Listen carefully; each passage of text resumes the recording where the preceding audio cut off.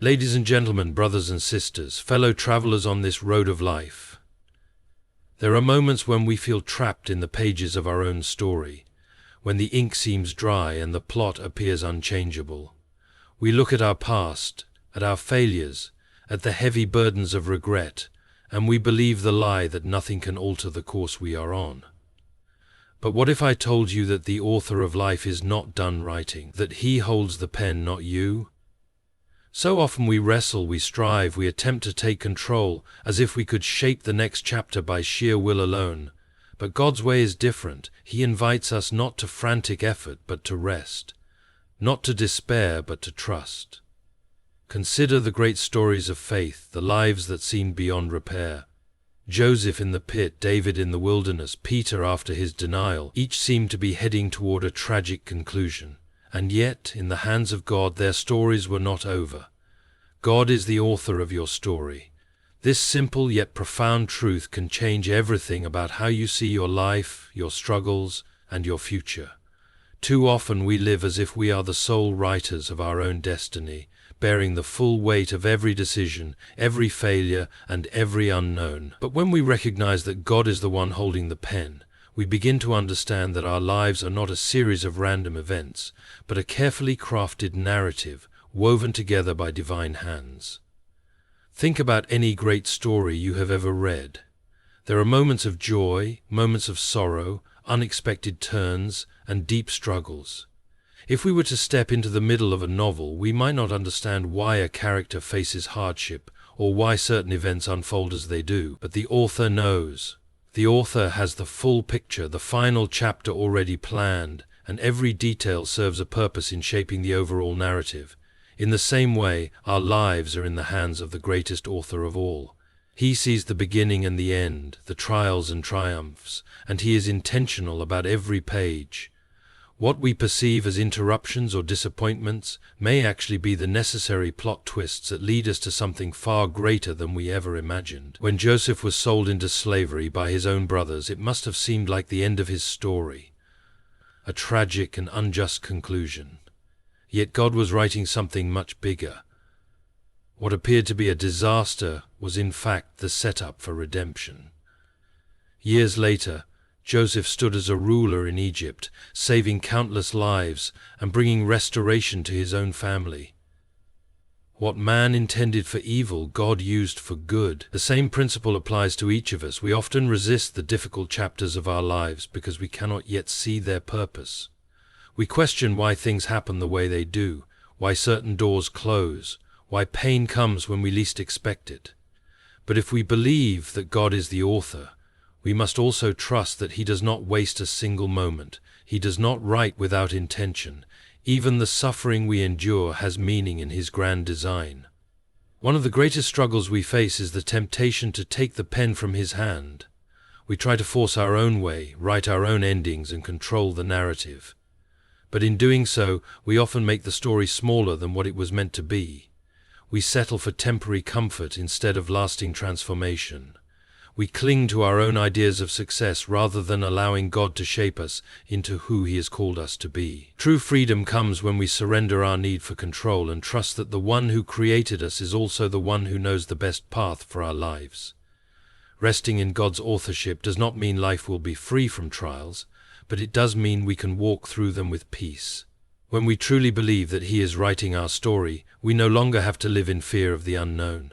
We do not have to be anxious about what tomorrow holds because we know that the one who holds tomorrow is faithful. We do not have to be paralyzed by past mistakes because in his hands even the broken pieces can be redeemed and rewritten for his glory. Every good story has tension, moments where all hope seems lost, only for redemption to come in a way no one expected. Your life is no different. Whatever chapter you find yourself in right now, whether it is one of joy or one of struggle, know that it is not the end. God is still writing. He is still shaping your journey. He is not finished with you yet. Your past does not define you. This is a truth that, if fully embraced, can set you free from the weight of regret, shame, and self-doubt. Too often, we allow the mistakes we have made, the wrong paths we have taken, and the burdens we have carried to shape the way we see ourselves. We believe that because we have failed before, we are destined to fail again. We convince ourselves that we are trapped by what has already happened, unable to step into anything new or better, but the reality is that God does not see us through the lens of our past. He sees us through the lens of His grace, His mercy, and His redemptive power. Many of the greatest figures in history and in Scripture had pasts that could have defined them if they had allowed it. Moses had killed a man in anger and fled into the wilderness, yet God still called him to lead His people to freedom. David committed grievous sins, yet God still called him a man after His own heart. Peter denied Jesus 3 times, yet he became one of the foundational leaders of the early church. Paul persecuted Christians, yet he went on to write much of the New Testament. If their pasts had defined them, none of them would have stepped into their purpose. But God does not hold our history against us. Instead, He invites us to step forward, leaving behind what once was and embracing what He can do with a surrendered heart. One of the greatest tricks of the enemy is to keep us chained to our past. He whispers that we are unworthy, that we have gone too far, that we cannot be used by God because of where we have been or what we have done. But these are lies meant to keep us stagnant, meant to keep us from walking in the freedom and transformation that God offers. The truth is that God is in the business of making all things new. He does not look at us and see only our failures. He looks at us and sees the potential for redemption. He does not dwell on our shortcomings. He sees the masterpiece He is creating.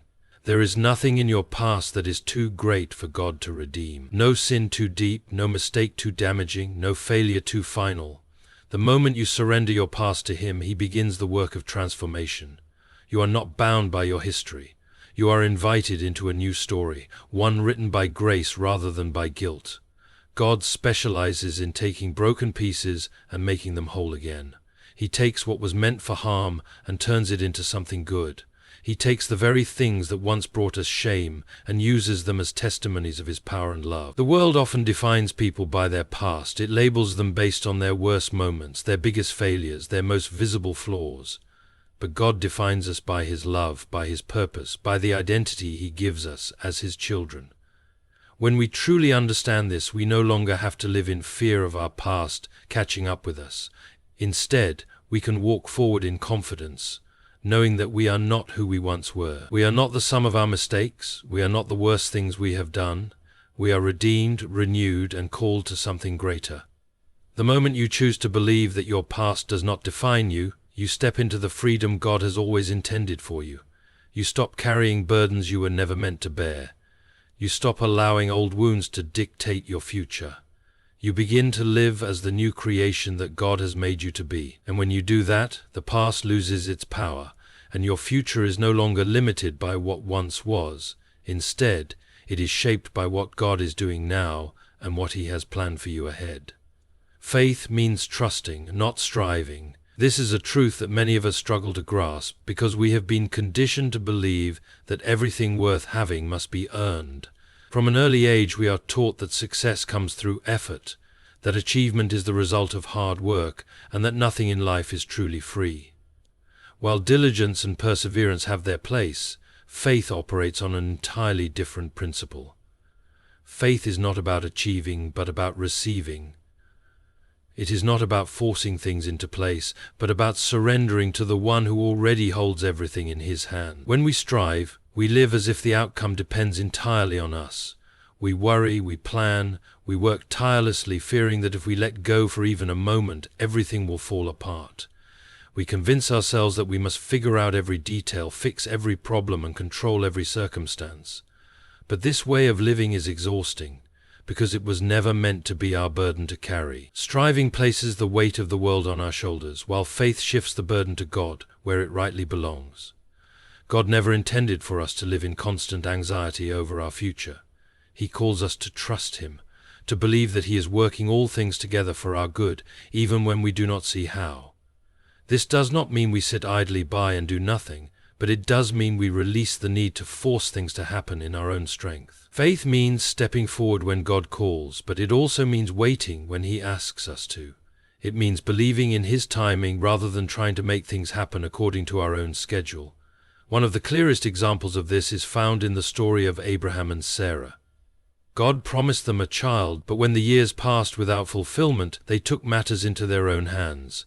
They strove to make the promise happen in their own way, leading to heartbreak and complications. Yet despite their striving, God remained faithful to his original plan, and in his perfect time, Isaac was born. This story serves as a reminder that God's promises do not need our help to come to pass. They require our trust, not our striving. We see this truth echoed throughout Scripture. The Israelites, when fleeing Egypt, found themselves trapped between the Red Sea and an advancing army. In that moment of crisis, their natural instinct was to panic and to try to save themselves. But Moses spoke words that still resonate today. "The Lord will fight for you. You need only to be still." And indeed, God parted the waters, making a way where there was none. He did not require their striving, only their trust. Faith also means trusting when we do not understand. It means resting in God's character, even when circumstances seem to contradict his promises. It is easy to trust when everything is going well, but true faith is revealed in the waiting, in the uncertainty, in the moments when we cannot see the next step. When we strive, we demand answers. When we trust, we are content to walk forward even without them, knowing that God sees what we cannot. At its core, faith is about surrender. It is about letting go of the illusion of control and embracing the reality that God is the one who holds our lives together. It is about trading our anxiety for his peace, our exhaustion for his rest, and our striving for his sufficiency. When we truly trust him, we find that he is always faithful, always good, and always working, even when we cannot see it. We do not have to make everything happen. We only have to believe in the one who already has. Many imagine that spiritual strength comes only from great trials or divine revelations, but just as a mighty tree grows from countless drops of rain and rays of sunlight, so too does faith grow from the little things. A single word of encouragement, a moment of silence in prayer, a small act of generosity, these are not insignificant. They shape the heart and reinforce the soul's foundation. Often, people wait for a dramatic sign from God, a moment of undeniable certainty before strengthening their faith. Yet faith is built in the small, faithful steps taken every day, the quiet moments of life, the unnoticed habits, the everyday choices. These are what determine the state of the soul. The way one speaks to a stranger, the patience shown in frustration, the effort to choose truth when dishonesty seems easier, all of these seemingly small actions contribute to the strength of one's character and faith. A person does not become spiritually strong overnight, just as no one suddenly becomes wise or kind. It is the result of small, consistent choices, the accumulation of daily efforts to live rightly, even when no one is watching. There is great temptation to dismiss the little things as unimportant. People long for grand gestures, dramatic moments of transformation, and irrefutable evidence of God's presence. But the soul is not like a field that is suddenly changed in an instant. It is more like a garden tended daily. A gardener does not wait for a sudden flood of rain to nourish his plants. He waters them little by little, trusting that growth is happening even when it is not immediately visible. The same is true of the soul. It is strengthened by the steady rhythm of prayer, by small acts of goodness, by simple moments of gratitude. It is in the smallest of things that God speaks most clearly: the warmth of the sun on one's face, the laughter of a child, the stillness of a quiet morning. These are reminders that God is present, even when life feels mundane. The soul is not only strengthened by great sermons or profound theological insights, but also by the simple awareness that God is near in the everyday moments. One does not need to wait for a miracle to know that God is at work. His fingerprints are already all around, in the ordinary blessings that too often go unnoticed. A person may not always feel strong in faith, but faith is not built on feeling alone. It is built on small acts of trust, moments of obedience, and quiet persistence. It is strengthened when one chooses to pray despite distractions, to love despite difficulties, to hope despite uncertainty. The soul does not grow strong through grand displays, but through steady faithfulness. Those who embrace the power of small things will find that, over time, their soul has been shaped into something firm and unwavering, prepared to face whatever may come. Suffering is one of the greatest mysteries of life, a reality that every person must face at some point.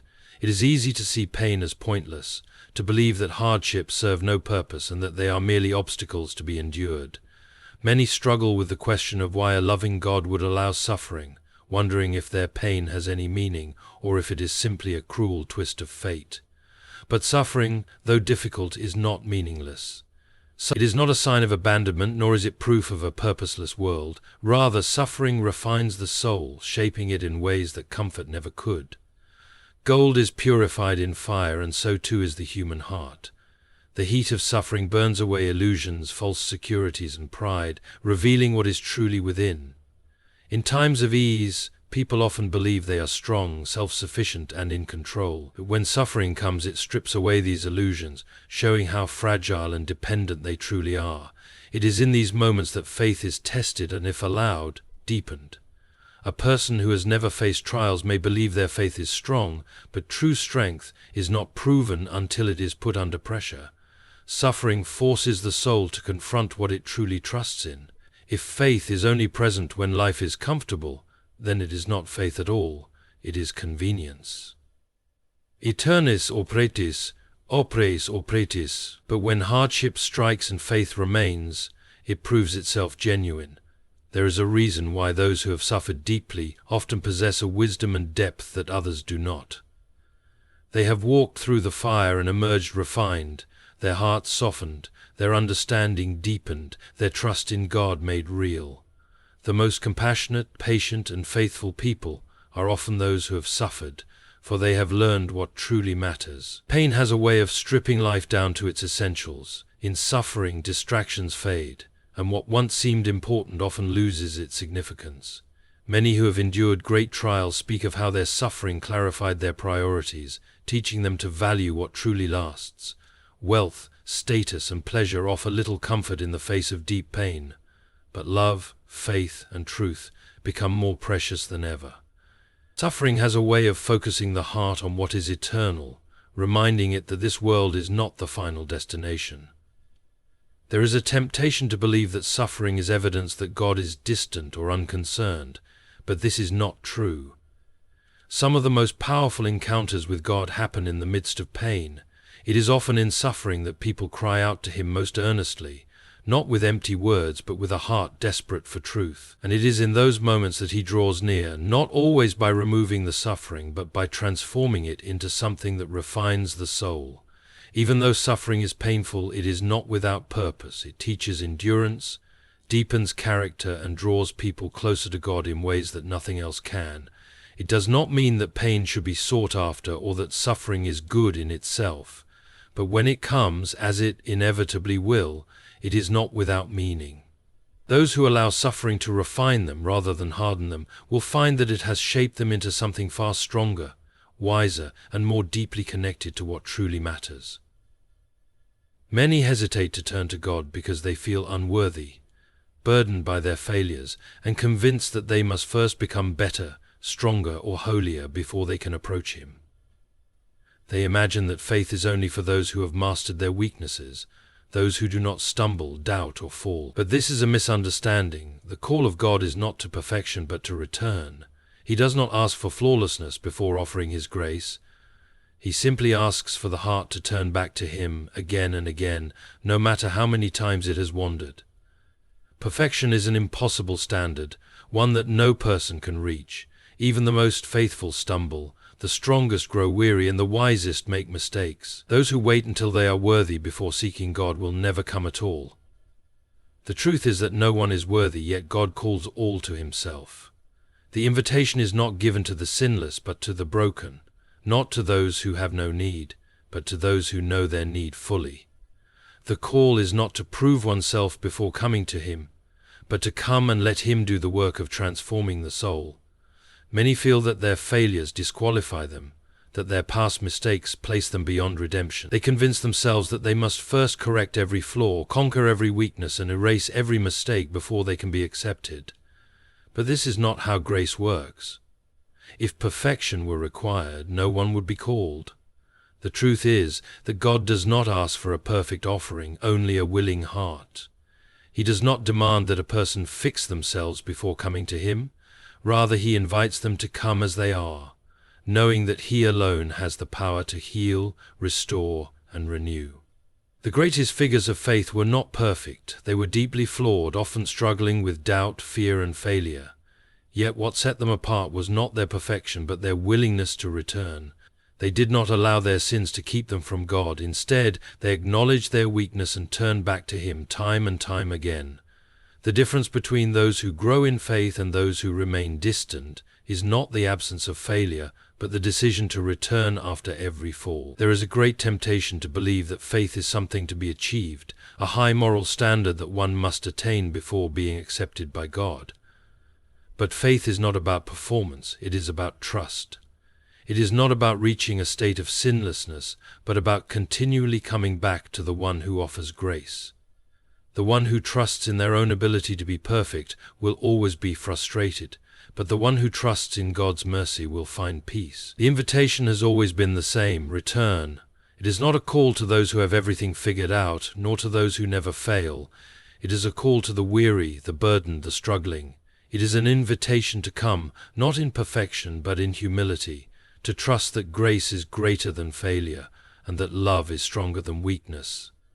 The call is not to be flawless, it is to return, and to keep returning, knowing that in doing so, the soul is shaped, refined, and ultimately drawn closer to the one who calls.